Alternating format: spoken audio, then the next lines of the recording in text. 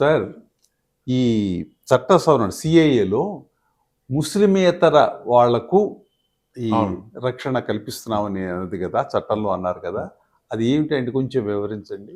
అంటే ముస్లిమేతర అంటే ముస్లిం దేశాలండి అవి. ఆఫ్ఘనిస్తాన్ ముస్లిం దేశం, మరి ఇస్లామిక్ కంట్రీ, మరి ఇది పాకిస్తాన్, బంగ్లాదేశ్ కూడా ఇస్లామిక్ కంట్రీ. వీటిలో ముస్లిమేతర అని ఎందుకన్నామంటే మైనారిటీలకే రక్షణ కావాలి.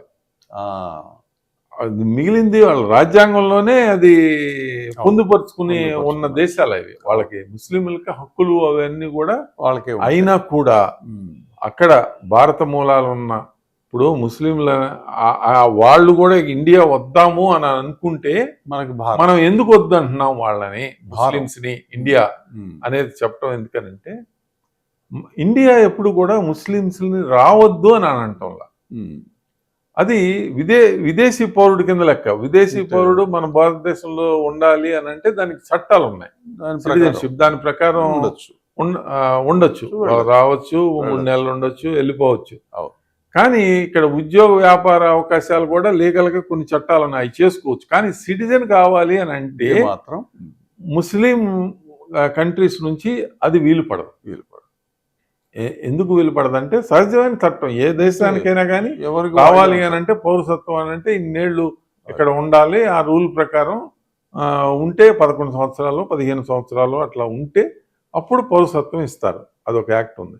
ఎందుకు కాదు అని అంటున్నారంటే ముస్లింలకి ఇక్కడ అయినా కూడా కొంతమందికి అక్కడ రాజ్యాంగం ప్రకారం అక్కడ ఉన్న దేశాధ్యక్షులు కానీ అక్కడ పాలకులు కానీ హింసిస్తూ ఉంటే కొంతమంది ముస్లిమ్స్ అక్కడ నుంచి వచ్చి ఇండియా రావాలి అని అనుకున్నట్లయితే పొలిటికల్ అసిలం అడగొచ్చు. ఇప్పుడు దలైలామా ఉన్నాడండి,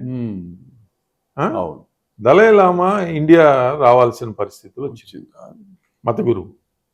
మరి వచ్చినప్పుడు ఇండియా పొలిటికల్ అసిలం ఇచ్చింది. అట్లా చాలా మందికి ఇచ్చింది, బంగ్లాదేశ్ నాయకులకి ఇచ్చింది. శ్రీలంకలో అన్రెస్ట్ ఉన్నప్పుడు వాళ్ళకి పొలిటికల్ అసిలం ఇచ్చారు. అంటే భారతదేశంలో ఆ వెసులుబాటు ఉంది అంతే. అందుకని ముస్లిమ్స్ ఎవరన్నా రావాలి అని అంటే రాజకీయ ప్రేరిత హింస అయినట్లయితే ప్రభుత్వం కన్సిడర్ చేసి అసిలం ఇస్తుంది. అది ఏ దేశం అయినా ఇస్తుంది, అమెరికా కూడా ఇస్తుంది. ఇప్పుడు వేరు కంట్రీస్లో ఆఫ్రికన్ కంట్రీస్లో ఒకళ్ళనొకళ్ళు కొన్ని జాతులను చంపేస్తూ ఉంటారు. అమెరికన్ ఎంబసీకి అక్కడ ఉన్న అమెరికన్ ఎంబసీ దగ్గరికి వెళ్ళిపోయి మమ్మల్ని చంపేస్తున్నా ప్రూవ్ చేసుకోవాలి వాళ్ళు.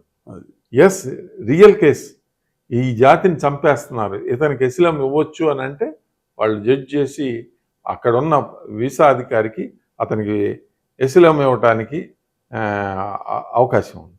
అలాగే సౌదీ అరేబియాలో ఇరాక్కి చెందిన అనేక లక్షల మంది శరణార్థులకి అమెరికా రక్షణ కల్పించింది. అలా వాళ్ళు నాటో దేశాలు కూడా మరి గల్ఫ్ యుద్ధం సమయంలో ఇలాంటి ప్రాబ్లమ్స్ వచ్చినప్పుడు చేశారు. మనం కూడా బంగ్లాదేశ్ వారు, ఇండో బంగ్లాదేశ్ వారు అప్పుడు కూడా పాకిస్తాన్ బంగ్లాదేశ్ విభజన జరిగిన వారిలో కూడా ఇచ్చాం. ఆఫ్ఘనిస్తాన్ యుద్ధం జరిగినప్పుడు కూడా కొంతమంది ముఖ్యమైన నాయకులకి షెల్టర్ కావాలి అని అంటే కొంచెం పొలిటికల్ అసిలం కూడా ఇవ్వటం జరిగింది. ఇది సహజంగా జరిగే ప్రక్రియ అండి. అలాగే పొలిటికల్ అసిలం తీసుకోవచ్చు ముస్లింలు కూడా. ఇండియా కారణాలు సహేతుకమైన కారణాలు చూపించి అసిలం తీసుకోవచ్చు. తర్వాత తదుపరి పౌరసత్వం కూడా తీసుకోవచ్చు.